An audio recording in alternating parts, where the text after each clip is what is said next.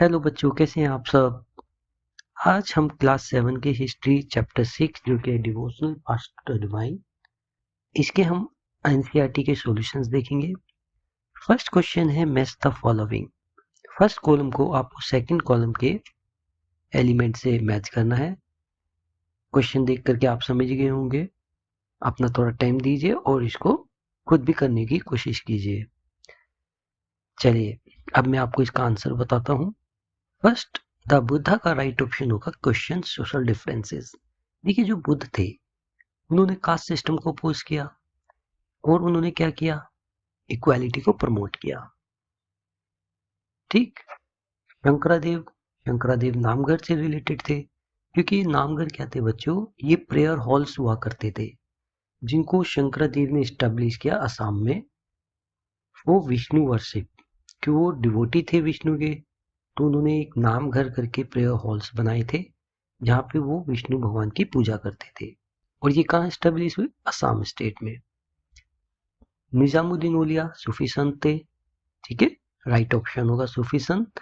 और देखिए, निजामुद्दीन औलिया क्या है, एक प्रोमिनेंट सूफी संत हैं और ये चिश्ती ऑर्डर को मानते थे। हमें पता है कि हर जो सूफी संत था अपना एक ऑर्डर चलाता था, अपना एक नियम बनाता था। ठीक है। नयनार्स, नयनार्स कौन थे, वर्शिप ऑफ शिवा। ठीक है, जो नयनार्स वर्स सेवाइट, तो ये सेवाइट संत जो थे, they were dedicated their lives to the lord Shiva. वो भगवान शिव की पूजा करते थे। Last option, last, Alvars worship of Vishnu. देखो, जो अलवर्स लोग थे वो कौन थे, वैष्णवाइट। वो वैष्णवाइट संत थे और they were devoted to the lord Vishnu, और वो भगवान विष्णु की पूजा करते थे, expressing their devotion through hymns. तो जो मंत्रों के उच्चारण के हिसाब से वे अपनी डिवोशन को दिखाते थे, नाम जपते थे। अब आप इसका राइट ऑर्डर देख सकते हैं कि किस तरीके से हमने इसे मैच किया है। इसे नोट डाउन कर लीजिए। सेकंड क्वेश्चन है fill in the blanks. Shankara was an advocate of what, Advaita, non dualism. Advaita क्या था बच्चों, अद्वैत या नॉन ड्युअलिज्म क्या था, ये जो हम जीवात्मा है वह और परमात्मा एक ही है, वह दो नहीं है, डुअल नहीं है। तो वो परमात्मा, तो परमात्मा और हम लोग जो कि जीवात्मा कहे जाते हैं। तो शंकरा ने क्या किया, जो कि केरल के रहने वाले थे, इन्होंने एडवोकेट किया, बढ़ावा दिया किसको, अद्वैत की भावना को, द्वैत ऑर्डर को। सेकंड का बी पार्ट देखिए बच्चों। Ramanuja was influenced by the. अब जो रामानुजा थे वो किससे इन्फ्लुएंस थे, किससे मतलब कि प्रभावित थे, वे थे अलवर्स से। ठीक है। रामानुजा कौन थे, रामानुजा एक थियोलॉजियन थे, फिलोसफर थे। ठीक है। और ये डीपली इन्फ्लुएंस हुए किससे, अल्वर से, उनकी डिवोशनल पोइट्री से, जो कि किसको डिवोटेड थी, लॉर्ड विष्णु को। ठीक। आई थिंक आप ये समझ गए हैं। ये पार्ट देखिए, दो fill in the blanks, fill in the blank, fill in the blanks and fill in the blanks were advocates of वीराशैविज्म। देखिए, फर्स्ट में आएगा बसवाना, अलमा प्रभु एंड अखमा देवी। ये लोग कौन थे बच्चों, ये एडवोकेट्स थे वीराशैविज्म के।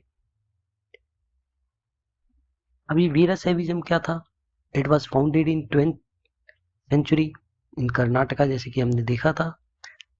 ये एक प्राइम मिनिस्टर थे एक राजा के, ठीक है, जिन्होंने वीराशैविज्म को बढ़ावा दिया। इसमें जो बसवाना थे ये की फाउंडर थे, इन्होंने फाउंडेशन की थी वीराशैविज्म की। ये एक प्राइम मिनिस्टर थे एक राजा के। और इसके अलावा अलमा प्रभु एंड अकमहा देवी, ये और दूसरी फिगर्स थी जिन्होंने इसकी टीचिंग्स को आगे बढ़ाया। अब वीराशैविज्म क्या कहता था बच्चों, हम थोड़ा सा और इस पे लाइट डालना चाहूंगा। वीराशैविज्म ने एडवोकेट किया इक्वालिटी को, पर्सनल डिवोशन को और एथिकल लिविंग को। ठीक है। इसमें जैसे कि और दूसरे धर्मों के अंदर क्या हो गया था, मतलब कि हायरकी हो गई थी, वो ऊंचा है वो नीचा है। इसके अगेंस्ट में वीराशैविज्म में इक्वालिटी थी, कोई भी इसको ज्वाइन कर सकता था, इसमें कोई ये नहीं था कि हायरकी थी, कोई ऊंचा था कोई बड़ा था। ठीक है, आई थिंक आप ये पॉइंट समझ गए बच्चों। Was an important centre of the भक्ति ट्रेडिशन इन महाराष्ट्र। देखो, एक पॉइंट, एक ऐसा एरिया था महाराष्ट्र का जो कि भक्ति ट्रेडिशन के लिए बहुत इंपॉर्टेंट था, बहुत एक तरीके से सेंटर बन गया था वो कौन सा था? वो था पंढरपुर। अब हम थर्ड क्वेश्चन देखते हैं। इसमें कह रहा है कि describe the beliefs and practices of the Nathpanthis, Siddharth and yogis. देखो, कई तरीके के संत आए, सूफी संत आए, और भी कई पंथ चले जिन्होंने अपने अपने तरीके से भगवान को पाना चाहा। उनमें से ही एक थे नाथपंथी, सिद्धा और योगीज। इन्होंने भी अपना एक कल्ट चलाया, ठीक है, प्रभु को पाने के लिए। अब इनकी जो बिलीफ और प्रैक्टिसेस होती थी नाथपंथीज की, सिद्धार्थ की और योगीज की, वो क्या क्या थी? Nathpanthi, Siddharth and yogis rejected traditional religious practices and rituals. देखो, जितने भी नाथपंथी, सिद्धा और योगी है, इन्होंने जो रिलीजियस प्रैक्टिसेस चल रही थी ट्रेडिशनल, और जो रिचुअल्स चल रहे थे, जो पद्धति चल रही थी हवन की या फिर कोई भी पुरानी जो पद्धति चल रही थी, उसको इन्होंने अपोज किया। और इन्होंने किस पे एम्फेसाइज किया? Renunciation and self discipline as path to spiritual growth. कि भाई आप अपने सेल्फ डिसिप्लिन में रहें, अपने आप को जागृत करें अंदर से, ठीक है। They believed in salvation through meditation on the formless ultimate reality and achieving oneness with it. और इन्होंने क्या किया कि भी जो अल्टीमेट रियलिटी है, जो भगवान है, उसमें उन्होंने बिलीव किया कि जो सेल्वेशन है, मोक्ष है। सेल्वेशन का मतलब वो मोक्ष, कि आप जीवन मरण के चक्र से बाहर निकल जाते हैं, उसे सेल्वेशन कहा जाता है, जब जीवात्मा प्रभु में मिल जाती है। तो वो मेडिटेशन करते थे उस फॉर्मलेस अल्टीमेट रियलिटी पे, ठीक है। तो ये उनकी प्रैक्टिस हुआ करती थी। Their practices included yogasana, breathing exercises and meditation to train the mind and body. और वो क्या करते थे? योगासन करते थे, ब्रीदिंग की एक्सरसाइज करते थे, जैसे प्राणायाम हुआ, ठीक, योगासन होते थे, जैसे योगासन के बारे में हम जानते हैं, ठीक है। और मेडिटेशन करते थे कि माइंड और बॉडी को हम संतुलित रखें, ठीक है। जब हमारी माइंड और बॉडी संतुलित रहेगी, स्वस्थ रहेगी, तभी तो हम भक्ति कर सकते हैं या फिर उन सब चीजों की प्रैक्टिस कर सकते हैं। They attracted followers from lower caste by challenging societal inequalities. और इन्होंने क्या करा? जो हायरकी को तोड़ करके, ऊंच नीच को हटा करके, उन्होंने लोअर कास्ट के जो लोग थे उनको भी इंक्लूड किया। They focused on inner spirituality, क्योंकि इन्होंने अपने अंदर की स्पिरिचुअलिटी को बढ़ावा दिया, ना कि पाखंड को और दिखावे को। और एक्सटर्नल रिचुअल्स, कि एक्सटर्नल रिचुअल्स करने से कुछ नहीं होता है, एक्सटर्नल रिचुअल से कुछ नहीं होगा, दिखावा करने से कुछ नहीं होगा, अपनी अंदर की ऊर्जा को जागृत कीजिए। Making their teachings more inclusive and accessible. इनकी जो टीचिंग्स थी बच्चों, वो इंक्लूसिव थी। यानी कि इंक्लूसिव का मतलब क्या हुआ कि उसमें एक तो सभी लोग हिस्सा ले सकते थे, ठीक है, और ये सभी के लिए एक्सेसिबल थी, ठीक। आई थिंक आप ये बिलीफ और प्रैक्टिस समझ गए नाथपंथीज की। नेक्स्ट क्वेश्चन देखिए, what were the major ideas expressed by Kabir, how did he express this.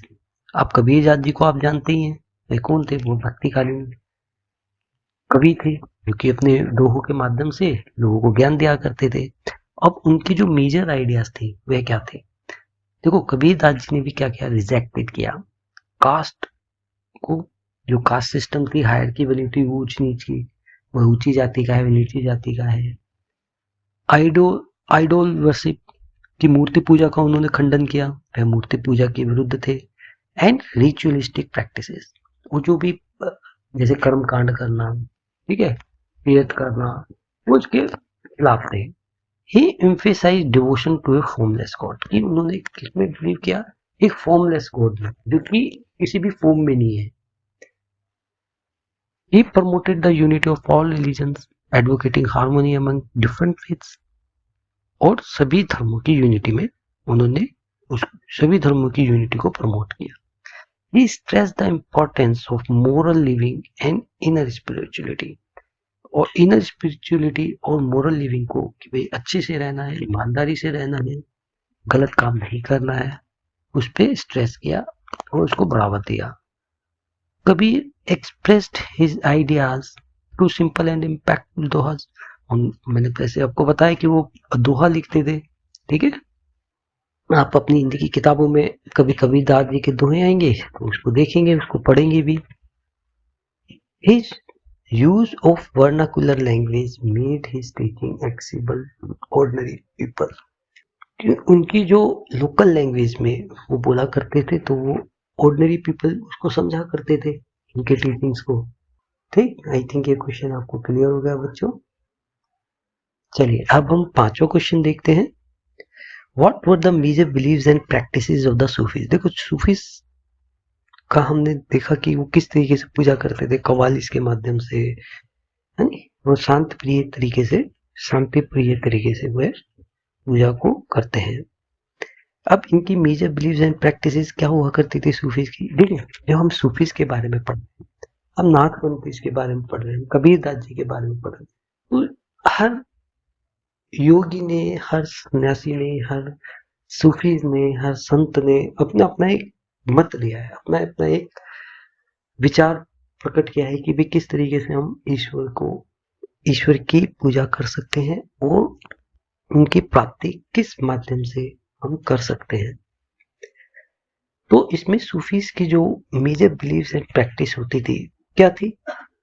Devotion to God through love, music and helping others. तो सूफी लोग क्या कहते हैं, सूफी संत, गॉड के प्रति डिवोशन रखिए, वो हम कैसे कर सकते हैं? लव के थ्रू, म्यूजिक के थ्रू और दूसरों की मदद करके। यही असलियत में भगवान की पूजा है, अर्चना है, सूफी संत के माध्यम से, सूफी संत के अकॉर्डिंग।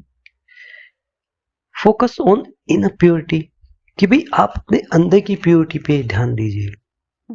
अंदर इंटरनल प्योरिटी मतलब किसी से झूठ मत बोलना, ठीक है, किसी को दुख नहीं पहुंचाना, सिंपल लिविंग में रहना है, and treating everyone as equal, वो सबको इक्वल समझना है। प्रैक्टिसेस लाइक मेडिटेशन करना, ध्यान लगाना है, चैंटिंग गॉड्स नेम, जिसमें को इन्होंने जिक्र बोला है, जिक्र करना, समझते ना, नाम लेना, भगवान का नाम लेते रहे, and listening to spiritual music, जिसको इन्होंने समा कहा, और भगवान का म्यूजिक सुनिए। Sharing meals and gatherings at Sufi lodges, और खाने को और जो गैदरिंग्स में खाने को शेयर करना, जिसको उन्होंने खास बोला, ठीक। Avoiding strict rules and welcoming everyone to join, और जैसे कोई स्ट्रिक्ट रूल्स होते हैं उसको अवॉइड किया गया, क्योंकि देखो स्ट्रिक्ट रूल्स पूजा के लिए हर कोई व्यक्ति नहीं कर पाता। इसमें क्या हुआ, इन्होंने वेलकम किया उन लोगों को ज्वाइन करने के लिए, और जो अभी तक नहीं कर पाए थे, और स्ट्रिक्ट रूल्स को अवॉइड किया। नेक्स्ट क्वेश्चन देखिए बच्चों, question number 6, why do you think many teachers rejected prevalent religious beliefs and practices? अब देखो जितने भी जो संत आए, टीचर्स आए, इनमें जो ट्रेडिशनल बिलीफ प्रिवलेंट थी, उस समय पे जो रिलीजियस बिलीफ चल रही थी, उनका विरोध क्यों किया, उनको नेग्लेक्ट क्यों किया, उसको रिजेक्ट क्यों किया? चाहे वो कबीरदास जी हों, बाबा गुरु नानक जी हों, सूफी संत हों। Teachers rejected strict religious practices because they cause division in society. जो पहले की जो रिलीजियस ट्रेडिशन थे, उन्होंने क्या करा, सोसाइटी में डिवीजन कर दी थी, वह ऊंचा है, वह नीचा है, वह अपर कास्ट है, वह लोअर कास्ट है। तो इससे क्या हो गया कि लोग थक चुके थे, परेशान हो गए थे, और उनका क्या हो रहा था, एक्सप्लॉयटेशन हो रहा था through caste and rituals. They believed in equality, personal devotion, and that idol worship was unnecessary. उन्होंने क्या किया, इक्वालिटी पे भी जोर दिया, पर्सनल डिवोशन पे ध्यान दिया, ठीक है, और उन्होंने क्या किया, मूर्ति पूजा को नेग्लेक्ट किया। They encourage people to connect with God directly, उन्होंने कहा कि आप अपने तरीके से गॉड को पूजिए। उसमें क्या है, विदाउट डिपेंडिंग ऑन प्रीस्ट्स, उसमें पुजारी की कोई जरूरत नहीं है। Making spirituality open to everyone, ये जो धार्मिक मान्यता है सबके लिए, जो धर्म का रास्ता है, जो भगवान को पाने का रास्ता है, सबके लिए खुला है, इसमें कोई छोटा बड़ा नहीं है। तो इन्हीं सोसाइटल इश्यूज की वजह से सारे टीचर्स ने रिजेक्ट किया, जो रिलीजियस बिलीफ उस समय पे चल रही थी, उसका विरोध किया। चलिए देखते हैं next question, question number 7। What were the major teachings of Baba Guru Nanak? Guru Nanak ji की जो टीचिंग्स थी वो क्या थी? देखो, major teachings of Baba Guru Nanak are as follows. Oneness of God and humanity, उन्होंने भी कहा कि भगवान एक ही है और मानवता की ओर ध्यान दो।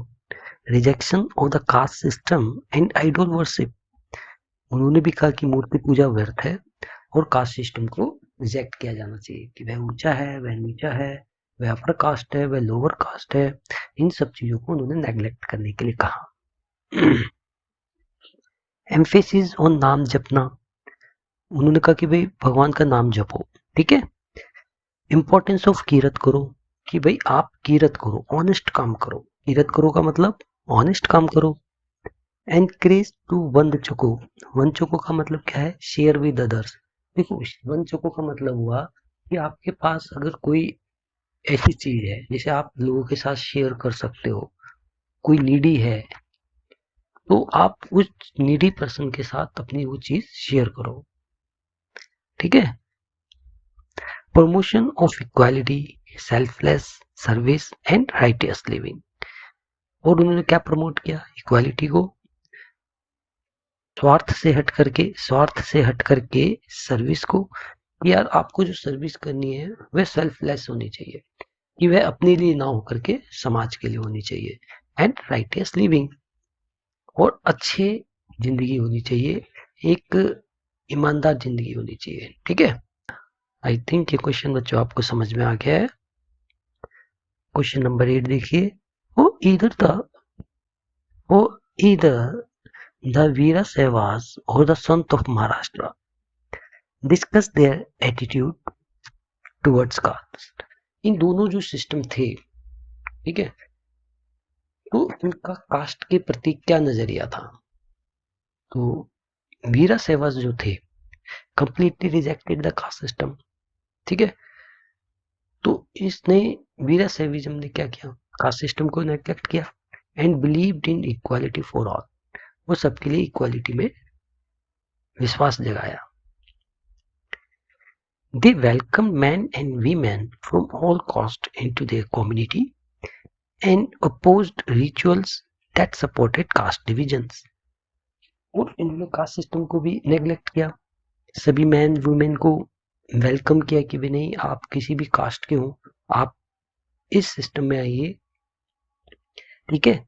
और उन्होंने अपोज किया उन रिचुअल्स को, उन मान्यताओं को जिससे कास्ट डिवीजन को सपोर्ट मिलता है। Their focus was on personal devotion, उनकी जो फोकस रहा वो किस पे रहा, पर्सनल डिवोशन पे, and living a moral life, और एक अच्छी लाइफ, मोरल लाइफ पे, ठीक है, इस पे कोई कुछ गलत ना करे, उस पे उनका फोकस रहा। And offering a path that was free from caste discrimination, और एक ऐसे पाथ में जो कि कास्ट सिस्टम से फ्री हो, ठीक। तो ये जो कास्ट सिस्टम के प्रति जो एटीट्यूड था महाराष्ट्र के संतों का और वीरशैविज्म का, ठीक है, वो यही था। चलिए अब ये लास्ट क्वेश्चन देखते हैं हम, question number 9। Why do you think ordinary people preserve the memory of Mirabai? जो मीराबाई एक संत थी, श्री कृष्ण जी की अपना एक पंथ उन्होंने चलाया, उनका जो दोहे थे श्री कृष्ण जी के बारे में उन्होंने वो लिखे, तो पीपल्स ने क्यों प्रिजर्व किया उनकी मेमोरी को। देखो, people remembered Mirabai because of her strong love for Lord Krishna, भगवान श्री कृष्ण के प्रति जो उनका प्यार था उसके प्रति वह उनको रिमेम्बर करते हैं। And her courage to challenge society rule, और उन्होंने क्या सोसाइटी के रूल्स के अगेंस्ट जाकर के वह काम किया। ठीक है, उस समय पे जब जो वीमेन होती थी उनको बहुत सारे राइट नहीं थे, उस समय पे उन्होंने सोसाइटी के रूल्स को तोड़ा। She lived a simple, faithful life and wrote songs that connected with the everyday struggles of common people. उन्होंने एक सिंपल लाइफ जी, फेथफुल लाइफ जी, और सही उन्होंने गाने लिखे जो कि कॉमन लोगों की रोजमर्रा की लाइफ का जो स्ट्रगल था, उन्होंने उसमें अपने सॉन्ग्स के टॉपिक में उसको इंक्लूड किया। तो क्या हुआ कि लोग उनसे प्रभावित होने लगे, नहीं यार ये तो हमारे जो स्ट्रगल है, हमारी जो मुसीबतें हैं, परेशानी है, उनको अपने सॉन्ग्स में इंक्लूड करती हैं। इस her songs full of love for Krishna continue to inspire and uplift others. उनके जो गाने थे श्री कृष्ण जी के लिए, उन्हें उसमें क्या करते हैं, वो इंस्पायर करते हैं लोगों को और उनकी लाइफ को अपलिफ्ट करती है। ठीक है, आई थिंक आप ये क्वेश्चंस आप सही से लिख पाएंगे बच्चों।